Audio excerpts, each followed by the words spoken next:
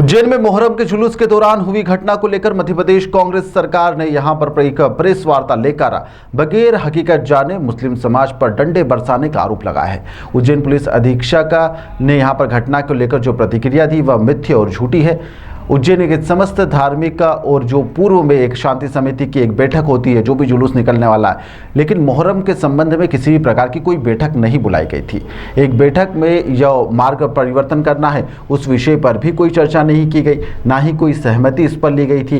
उन्होंने कहा कि 6 जुलाई को मोहर्रम का जुलूस निकाला जा रहा था और इसी दौरान कुछ लोगों ने प्रतिबंधित मार्ग की ओर जाने का प्रयास करा, जिसके बाद में उज्जैन पुलिस ने उनके ऊपर लाठीचार्ज कर दिया और उन लोगों को रोकने का प्रयास किया। इस पूरे मामले को लेकर अब मध्य प्रदेश की कांग्रेस कमेटी की प्रवक्ता नूरी खान ने पत्रकार वार्ता लेकर पुलिस पर कई गंभीर आरोप लगा दिए हैं। प्रेस वार्ता में उन्होंने 2 वीडियो भी दिखाए, जिसके अंदर उन्होंने दावा किया कि इस मार्ग से होकर जुलूस हर साल निकलता आ रहा है। उन्होंने बताया कि कोई नया नहीं है, पुलिस प्रशासन के द्वारा सिर्फ मोहर्रम के आयोजकों के साथ एक बैठक आयोजित की गई थी, जिसके अंदर शहर काजी और मोहर्रम कमेटी के सदस्यगण को सुझाव इसमें रखे गए थे।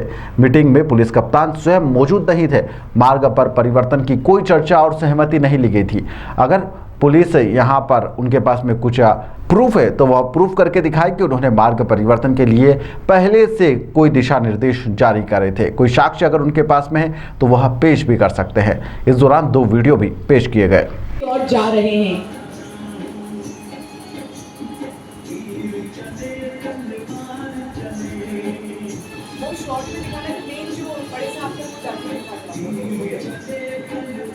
अब वीडियो नंबर 2, ये 2023 का वीडियो है, जिसमें उसी पारंपरिक मार्ग से जुलूस को बड़े साहब तक ले जाया गया था। अब वीडियो नंबर, ये 2024 का वीडियो है, जिसमें उसी पारंपरिक मार्ग से जुलूस को बड़े साहब की ओर ले जाया गया था।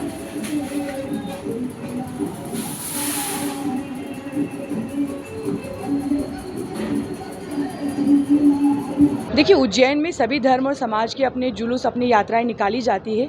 उसी तर्ज पर मुहर्रम भी निकाले जाते हैं मुस्लिम समाज द्वारा। लेकिन मुहर्रम की 9 तारीख को यानी कि 6 जुलाई को पुलिस द्वारा बैरिकेटिंग करके बड़े साहब के रास्ते पर जो निर्दोष लोग थे, जो धार्मिक भावनाओं को ठेस पहुंचाते हुए उन पर लाठीचार्ज किया गया। तो यहाँ पर पत्रकार वार्ता के माध्यम से आज मैंने पहला सवाल उठाया है कि जिस तरह से पुलिस प्रशासन कह रहा है कि मार्ग परिवर्तित किया गया था, तो मैं चाहती हूँ कि मार्ग परिवर्तन किसकी सहमति से किया गया था, उसके साक्ष्य प्रस्तुत किए जाएं। दूसरी मेरी मांग है कि लाठीचार्ज के आदेश किसने दिए, और तीसरी मेरी मांग है कि जिस तरीके से वहाँ पर धार्मिक भावनाओं का आहत करते हुए दुलदुल जिनके कंधों पर था, उनके पैरों पर लाठियाँ बरसाई गई, और दुलदुल को गिरने के बाद जो श्रद्धा का, आस्था का प्रतीक है, उस पर भी लाठियां बरसाई गई। जो उनकी भावना से जुड़े हुए झंडे थे इमाम हुसैन की शहादत के, उनको जूतों से रौंदा गया। तो वहाँ पर कौन कौन पुलिसकर्मी और अधिकारी मौजूद थे, उन पर कार्यवाही की जाए। साथ में निर्दोष लोगों पर जो FIR दर्ज की गई है, नामजद और अज्ञात, उनके जो उनकी पूरी जांच करके उन पे से झूठे प्रकरण हटाए जाएं, क्योंकि धारा 157 के तहत FIR दर्ज होने के 24 घंटे के अंदर मजिस्ट्रेट के पास पहुंचा देनी चाहिए थी, पर अभी तक नहीं पहुंची है। तो कहीं ना कहीं उज्जैन में लगातार मुहर्रम पर जो घटनाएं हो रही हैं, उसमें किसी विशेष समाज को टारगेट किया जा रहा है। तो आज मैं यहाँ पर आई हूँ और मैंने ये सवाल पूछे हैं कि आपने परंपरागत मार्ग को आखिर डाइवर्ट कैसे कर दिया, बैरिकेटिंग करके बड़े साहब जाने से क्यों रोका गया। ये सारे सवाल के जवाब मैं पुलिस प्रशासन से चाहती हूँ। मैं न्यायिक जांच की मांग चाहती हूँ, और साथ में हाईकोर्ट में भी प्राइवेट पिटीशन लगाने की तैयारी चल रही है। मैं इस लड़ाई को लेकर, सड़क से लेकर और न्यायालय तक ले जाऊँगी। शाम को जो बैरिकेटिंग हो गई थी, घटना सुबह 3-4 बजे हुई, इतने घंटे में बैरिकेटिंग के लिए कोई चर्चा हुई है? देखिए, बैरिकेटिंग के लिए खुद पुलिस प्रशासन ने जो अपनी बाइट दी है कि मार्ग प्रतिबंधित था इसलिए बैरिकेटिंग की, तो प्रतिबंधित कैसे कर दिया गया? पारंपरिक मार्ग को आप बगैर सहमति के, बगैर समय दिए प्रतिबंधित नहीं कर सकते हैं। आपका ऑब्जेक्शन अब्दालपुरा से था, तो आप आगे बढ़कर अब्दालपुरा को बैरिकेड करते, पर आपने तो बड़े साहब के रास्ते को बैरिकेड कर दिया। और जो मीडिया के साथी हैं वो भी जानते हैं सालों से कि बड़े साहब पर जुलूस ले जाया जाता है। मुक्सुद जी ने जो वीडियो वायरल किया है उसमें उन्होंने लिखा है कि जब प्रशासन से बात हो गई थी उसके बाद फिर बैरिकेड तोड़ते जाने की क्या आवश्यकता थी। उन्होंने मैं अपने सवाल- मकसूद अली जी ने जो भी लिखा है ये उनके सवाल है, जवाब भी उनसे मांगा जाए।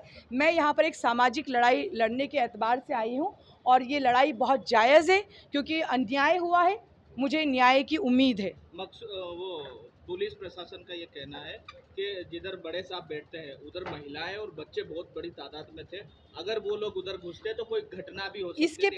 इसके पहले तो कभी कोई घटना नहीं हुई। इसके पहले भी 40 साल पहले और 20 साल पहले भी महिलाएं और बच्चे वहाँ मौजूद होते थे। एक तरफ तो पुलिस प्रशासन महिलाओं और बच्चों को बचाने की बात कर रही है और उन्हीं महिलाओं के मासूम बच्चों को जो नाबालिग है उनको लाठियाँ मार रही है, तो पुलिस आखिर मार किसको रही है और बचा किसको रही है? उनका टारगेट क्या है वो हमें नज़र आ रहा है।